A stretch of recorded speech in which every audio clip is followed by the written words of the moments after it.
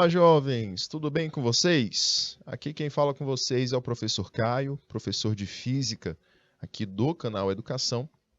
Estamos aqui iniciando mais uma aula de Física diretamente dos estúdios do canal Educação.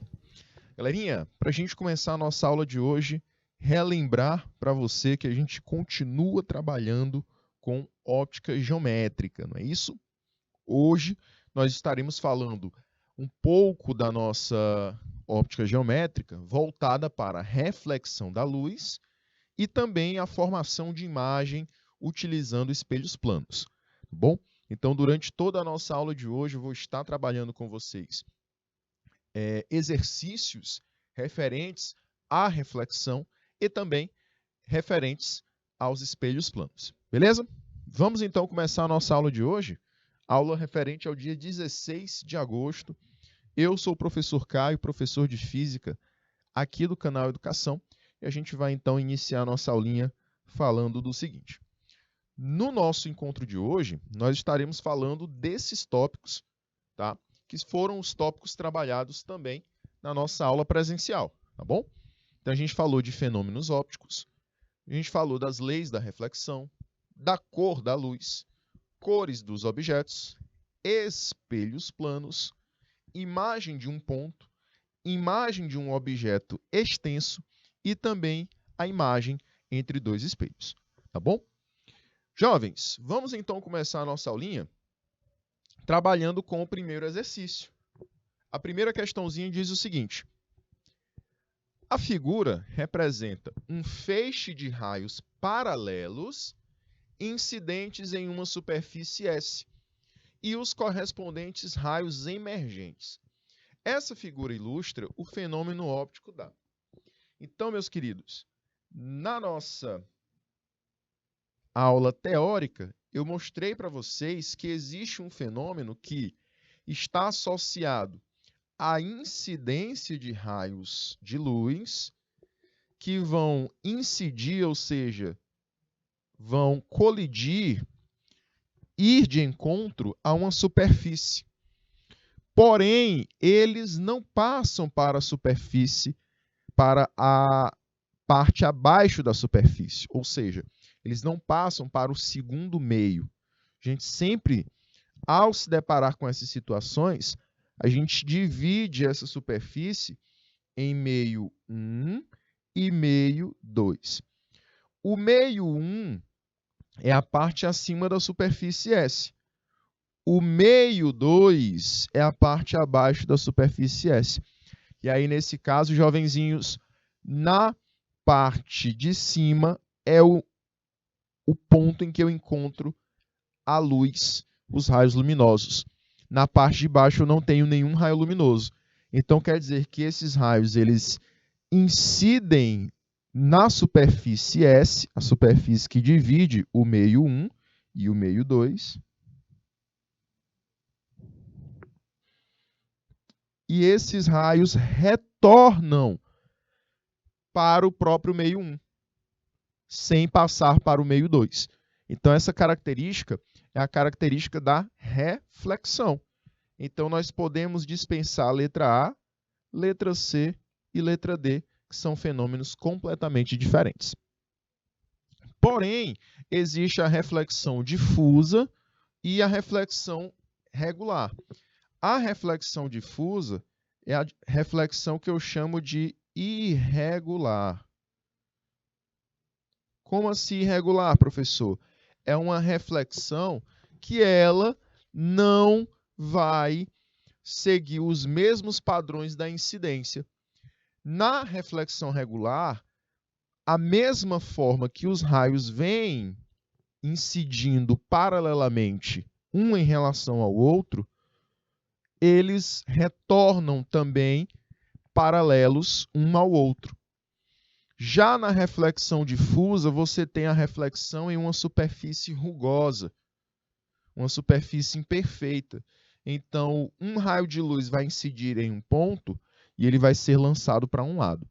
O segundo raio de luz reflete em um ponto que ele é lançado para um lado diferente do primeiro. E o terceiro acontece a mesma coisa. Então, nesse caso, a reflexão que nós estamos diante na nossa questão é uma reflexão difusa ou irregular. Certinho, jovens? Beleza? Espero que você tenha compreendido a primeira questão. Espero que eu tenha feito você compreender essa diferença entre reflexão difusa e reflexão regular. E a gente vai então para a nossa próxima questão. A nossa segunda questão de hoje, ela fala sobre as cores dos objetos. Então, ela vai falar sobre a cor da luz. Ela diz assim: uma fonte secundária de luz que se apresenta na cor azul possui tal cor por quê?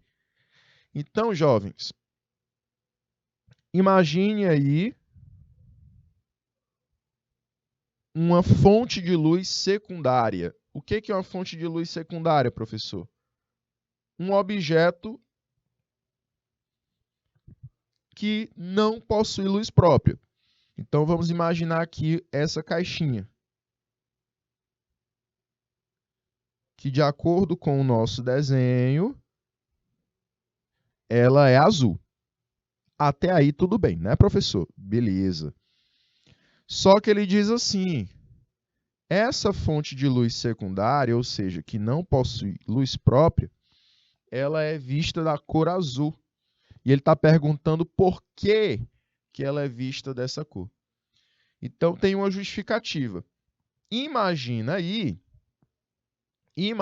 aí que essa fonte de luz secundária, ela é incidida por raios de luz branca.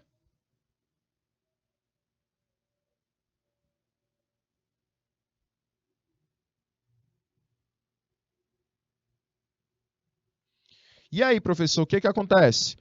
Essa luz, por ela ser composta por várias luzes, vou aqui colocar todas as luzes que ela é composta pelo vermelho, ela é composta pelo alaranjado, ela é composta pelo amarelo, ela é composta pelo verde, ela é composta pelo azul e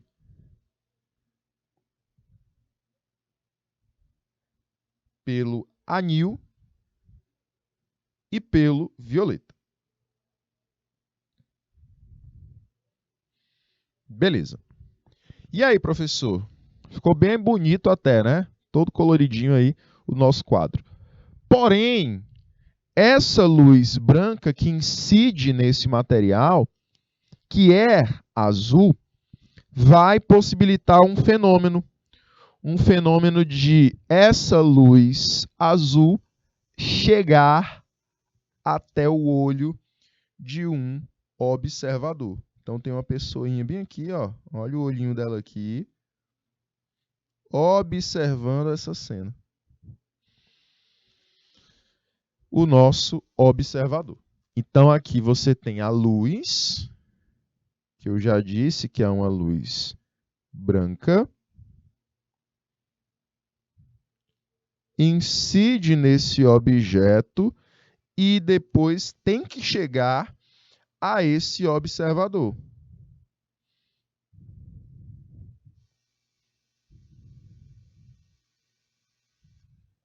Tem que chegar nele. Como é que vai chegar nesse observador, jovens? Através do fenômeno chamado de reflexão, tá? Então essa luz, ela bate na superfície do objeto e reflete até o olho do nosso observador. É assim que nós enxergamos os objetos.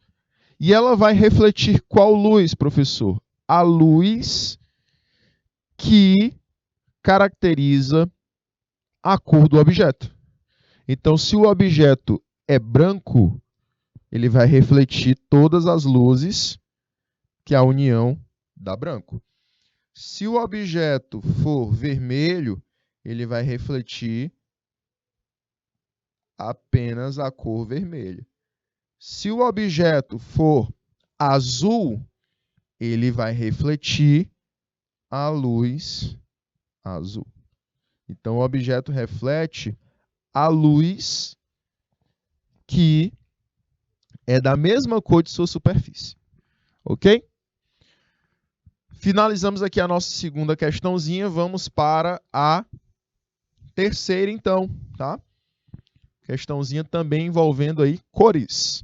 Luz, cor da luz. A terceira questãozinha diz assim: a figura mostra a bandeira do Brasil,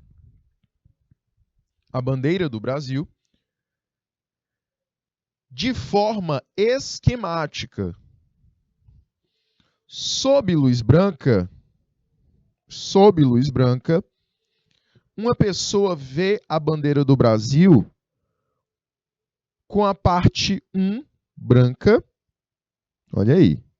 Vê a bandeira do Brasil com a parte 1 branca, a parte 2 azul e a parte 3 amarela.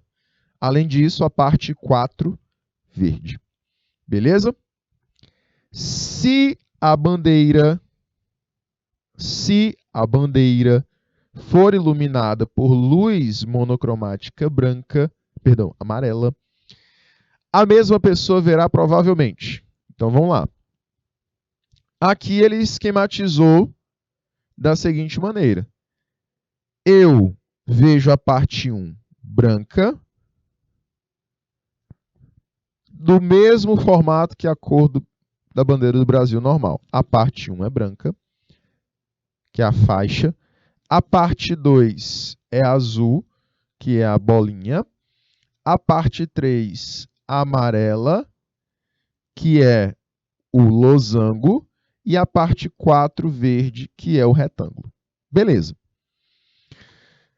Se a bandeira for iluminada por luz monocromática amarela, então se a bandeira for iluminada por luz amarela, a mesma pessoa verá provavelmente. Vamos lá.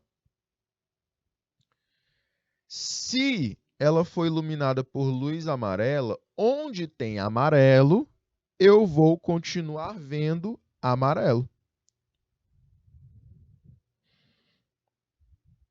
Ou seja, na parte 3, a pessoa vai continuar vendo amarelo. Porque incide amarelo nessa superfície amarela e vai refletir o amarelo.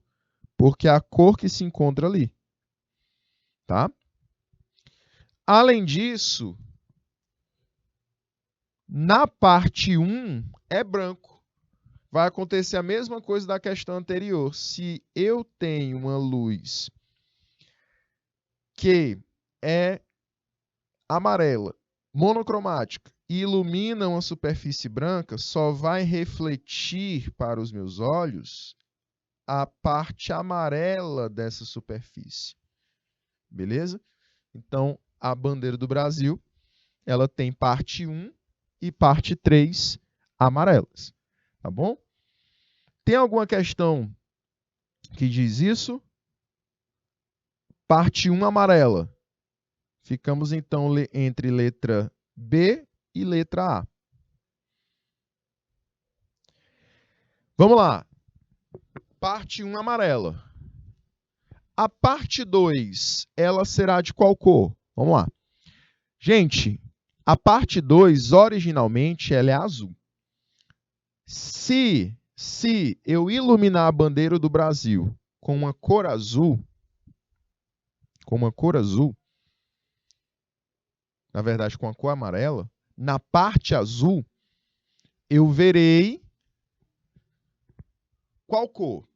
Aí vocês se perguntam. Tem amarelo no azul? Lembra que o azul é uma fonte de luz, né? Uma cor de luz, na verdade. É uma cor de luz primária. E através de outra cor, ele forma aí secundárias. Então, e já o amarelo não. O amarelo é uma cor de luz secundária. E para formar o amarelo, nas luzes, na luz, na cor da luz, eu não preciso do azul.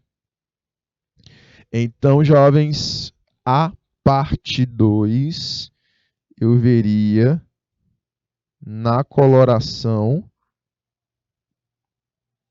preta.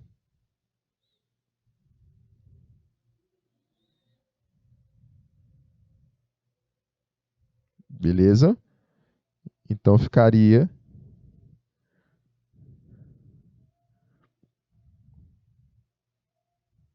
dessa maneira.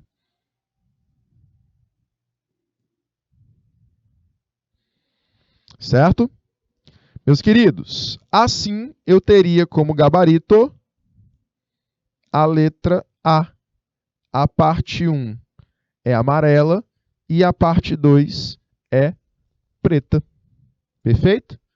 Ficamos aí com este gabarito. Certo, jovens? Finalizando então mais uma questão, vamos para a questão número 4. Questãozinha número 4 diz o seguinte: um raio de luz incide num espelho plano, formando com uma superfície um ângulo de 40 graus. Qual é o correspondente ângulo de reflexão? A gente viu na aula teórica que existe um ângulo que é formado entre a reta normal, que é uma reta perpendicular à superfície de incidência, e um ângulo existente entre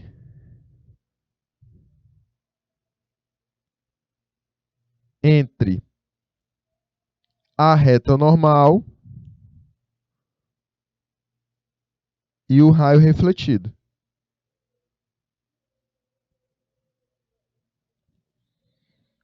Beleza? Galerinha, esse RI é o raio de incidência. Esse RR é o raio refletido. Meus anjos, entre o raio de incidência e a superfície, a questão diz que forma um ângulo de 40 graus. Dessa forma, meus queridos, o que eu posso dizer? Geometricamente, eu posso afirmar isso aqui. 40 graus mais I, que é um ângulo de incidência, é igual a 90 graus. Então, ficaria I igual a 90 menos 40. Ou seja, o I ele é igual a 50 graus.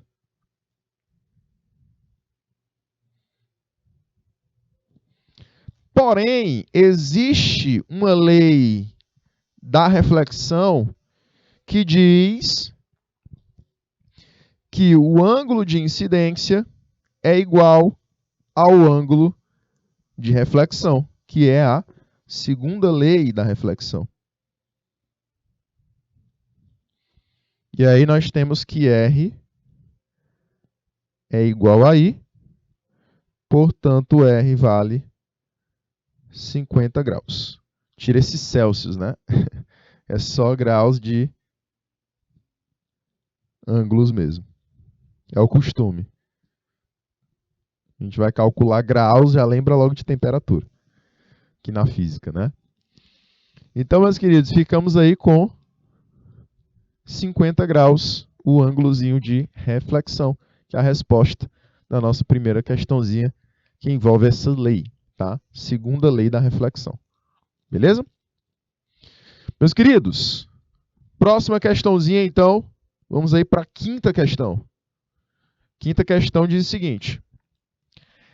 A figura ao lado, questãozinha da UFPI, né? A figura ao lado representa um raio de luz que incide no espelho plano E é por ele refletido. Os ângulos de incidência e reflexão desse raio de luz são respectivamente. Vamos lá. Ele diz que o ângulo entre o raio incidente e a superfície do espelho vale 25 graus. Professor, e aí, o que eu posso dizer sobre isso? Eu posso dizer que existe uma reta perpendicular à superfície do espelho que forma um outro ângulozinho aqui. Essa reta perpendicular à superfície do espelho é a famosa reta normal. E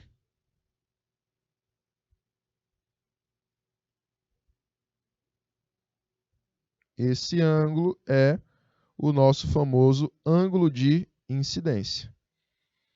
Professor, e o ângulozinho aqui de baixo? É o famoso ângulo de reflexão. Tá? Aí ele pede o quê? Os ângulos de incidência e reflexão desse raio de luz são respectivamente o quê? Jovens, aí você parte daquele mesmo princípio, né? 25 graus mais I é igual a 90. Certo? Esses ângulos, eles são o quê? Perpendiculares, ó. Esse aqui são perpendiculares, tá? Então, jovens, ficaria I igual a 90 graus menos 25. I vale, então, o que, meus queridos? 65, né? 65 graus. Aí você diz o quê?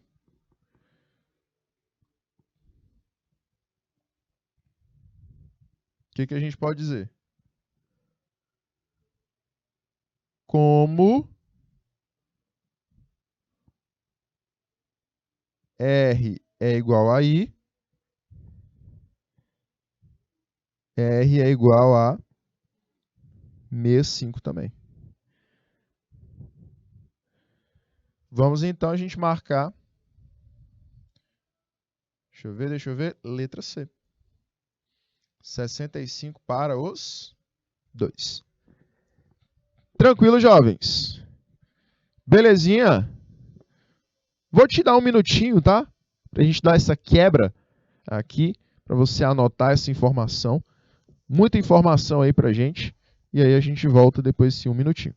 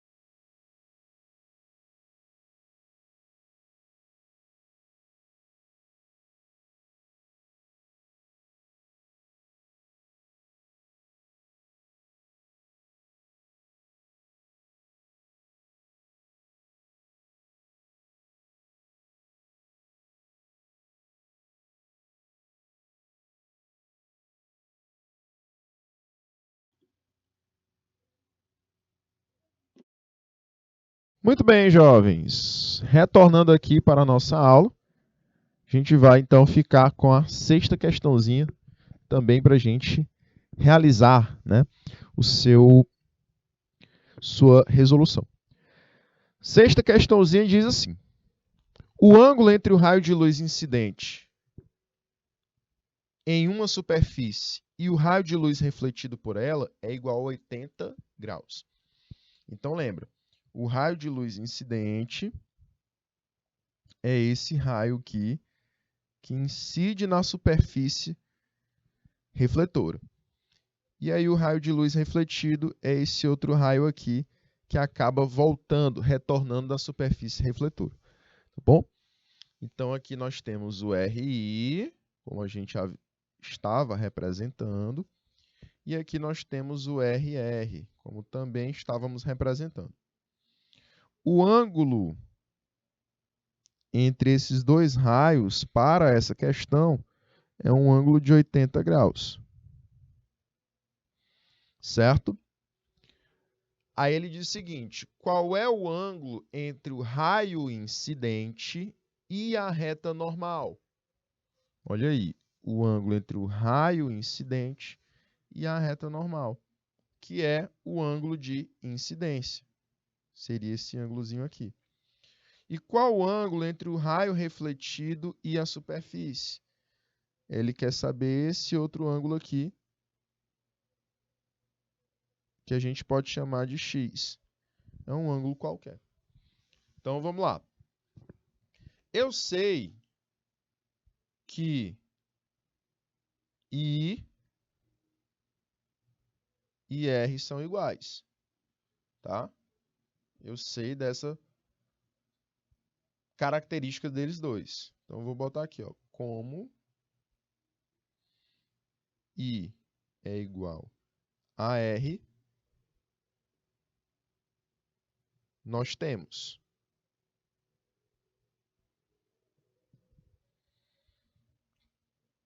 o que, professor? I mais R igual a 80 graus. Como I é igual a R, e a questão diz que o I mais o R vão dar 80 graus, eu posso dizer que todos dois são o quê? I. Então, ficaria I mais I. Igual a quanto? A 80 graus. Então, quer dizer que o I, jovem, se a gente passar dividindo, ó, I mais I dá 2I. 2 dividindo 80, o I sozinho dá 40 graus. Confere? Só que ele também pede o quê? Ele também pede o valor do ângulo X. Aí você vem com uma segunda continha. Como o I é igual a R, e aí esse ângulozinho aqui, ó, é perpendicular, eu posso dizer que R mais X é igual a 90. Como R é igual ao ângulo de incidência I, aqui fica 40, né? Então, fica 40 mais X igual a 90. 40 passa subtraindo, então fica 90 menos 40, que dá 50 graus.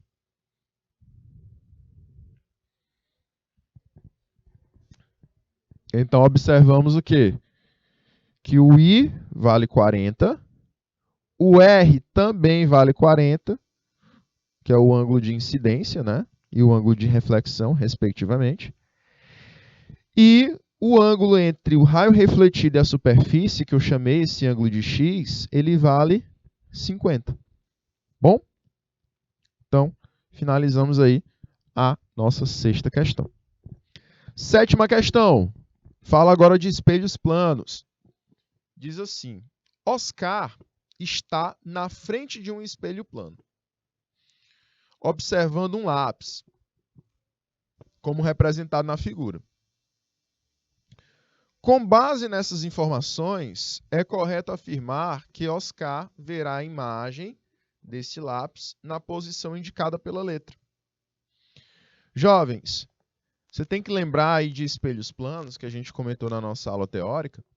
E lá em espelhos planos, eu disse para vocês que, primeiro, a imagem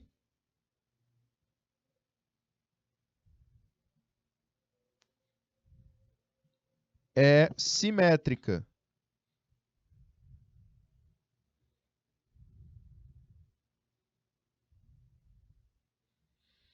Como assim, professor? Eu vejo a imagem da mesma forma como o objeto, certo?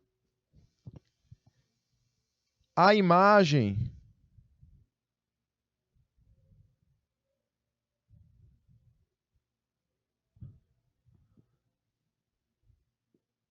é formada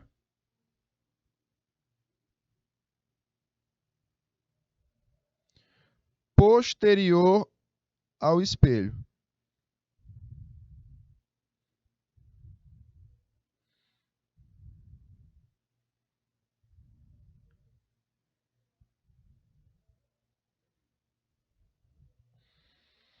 E terceira característica,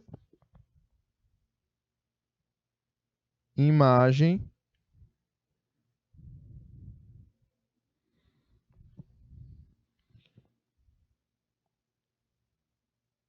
em mesma posição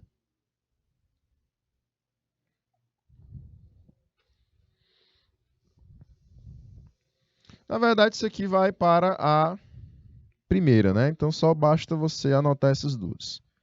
A imagem é simétrica e a imagem é formada posterior ao espelho. Então quer dizer o quê?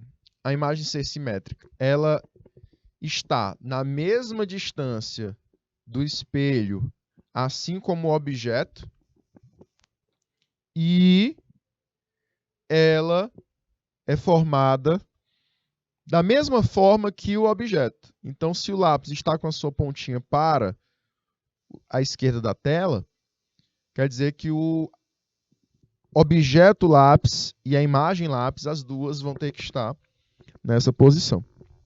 Tá? As duas vão ter que estar nessa posição. Além disso, jovens, a imagem é formada posterior ao espelho. Como assim? Eu não posso ter uma imagem formada dentro do espelho, na verdade, no espelho. Ela tem que estar formada atrás dele, como se estivesse dentro dele. Tá? Não dentro, como eu posso dizer, não na própria superfície do espelho, mas como se estivesse no lado de trás. Certo? E aí a gente ficaria com qual imagem? A imagem K, ela não pode ser porque ela está sendo vista em uma posição diferente do objeto lápis. A imagem N também não pode ser porque também está numa posição diferente do objeto lápis. A imagem M está sendo formada dentro do espelho. Então também não pode ser. Ok? E aí nós ficamos com a imagem L, que é uma imagem formada no interior do espelho e não na superfície do espelho, como a imagem M. E além disso, ela está na posição exata do lápis. Certo? Então ficamos aí com o gabarito da letra B para a 7ª questão. Ok? Vamos agora para a 8ª questão, que diz o seguinte: com relação às características das imagens formadas pela reflexão regular da luz por espelhos planos, assinale a alternativa correta. Letra A. As imagens formadas por espelhos planos podem ser projetadas. Imagens projetadas são imagens chamadas de imagens reais. A imagem de espelhos planos são imagens virtuais. Elas não podem ser projetadas. Letra B. São imagens reais invertidas? Não. A imagem formada por um espelho plano, ela é simétrica ao objeto. Então, ela é virtual, porque ela é formada dentro do espelho, mas ela também não é invertida. Ela é simétrica, igual ao objeto. Letra C. Trata-se de imagens virtuais formadas atrás do espelho e invertidas horizontalmente. E aí? Será que é essa? Pode ser a letra C, professor? Pode. Pode ser. Então, deixa ela aí. Vou já falar porque pode ser a letra C. Letra D. São imagens virtuais, beleza, e enantiomorfos. Ou seja, são invertidas na direção vertical. Errado, porque se elas são imagens enantiomorfos, elas são invertidas horizontalmente. Tá bom? E letra E, são imagens reais, entretanto, não podem ser projetadas. Não, são imagens virtuais. Tá bom? Então, a gente fica mesmo com a letra C. Professor, por que a letra C está certa e não a letra D? Primeiro, são imagens virtuais porque são formadas dentro do espelho. Como eu venho dizendo já faz tempo na aula, né? E elas são invertidas horizontalmente. Como assim? Se o objeto é formado da esquerda para a direita, a imagem é invertida, ou seja, formada da direita para a esquerda. Professor, ainda não entendi. São imagens enantiomorfas. São imagens que não são simétricas e você vê o inverso dela. Por exemplo, se você colocar a sua mão esquerda na frente do espelho, pode abrir aqui para mim? Se a gente colocar a mão esquerda na frente do espelho, quando você olhar para a imagem formada será como se você estivesse olhando para a palma da mão direita. A sua mão esquerda, o seu polegar vai estar voltado para onde? Para a direita, né? Porém, quando você olha para a imagem formada no espelho, a imagem formada vai ter o polegar invertido, tá bom? Então, é como se você estivesse olhando o quê? A mão oposta. A mesma coisa acontece quando você vai observar letras em uma imagem. Por exemplo, se você observar a palavrinha Unesp, é uma universidade. Unesp. Você lê assim. Porém, se você observar em um espelho, você vai observar a palavrinha trocada, tá? Você vai observar como se fosse da seguinte maneira.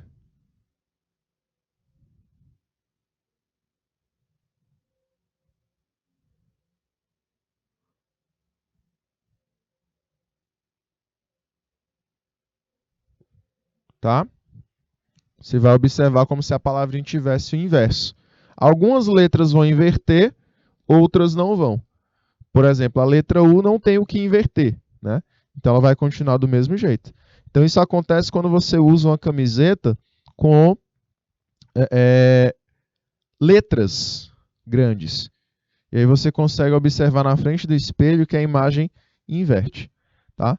Isso são imagens enantiomorfas e elas são invertidas horizontalmente.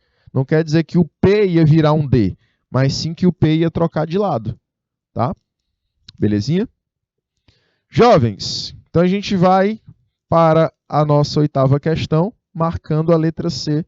A gente vai para a 9ª questão, marcando a letra C na 8ª.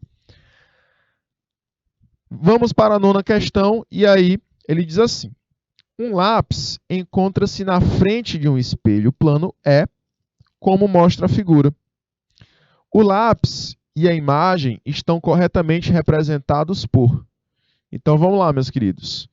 O lápis está na frente de um espelho plano. Como é que eu vou imaginar esse lápis sendo formado na frente de um espelho? A imagem, ela é invertida? Não, ela é igual. Então, todas as velas invertidas, você cancela. A imagem é menor? Não, a imagem é igual em tamanho também, certo? A imagem tem a vela apagada? Não, se a vela está acesa, eu vou ver o objeto vela aceso, assim como a imagem também. Então, ficamos com o gabarito da letra A, que a vela objeto é igual em medida à vela imagem. A vela objeto tem a chama acesa, a vela imagem também, e elas estão igualmente espaçadas, né? Se você contar os quadradinhos entre o espelho e a imagem e o espelho e o objeto, elas estão igualmente espaçadas. Então, ficamos aí com o gabarito da letra A. Certo, jovens? Vão ficar algumas questões para vocês, para que vocês possam respondê-las, possam estar trabalhando essas questões e analisando todo o nosso conteúdo. E a gente vai ficar por aqui, meus queridos. Finalizamos a aula de hoje. Fiquem com Deus e até a próxima. Tchau, tchau.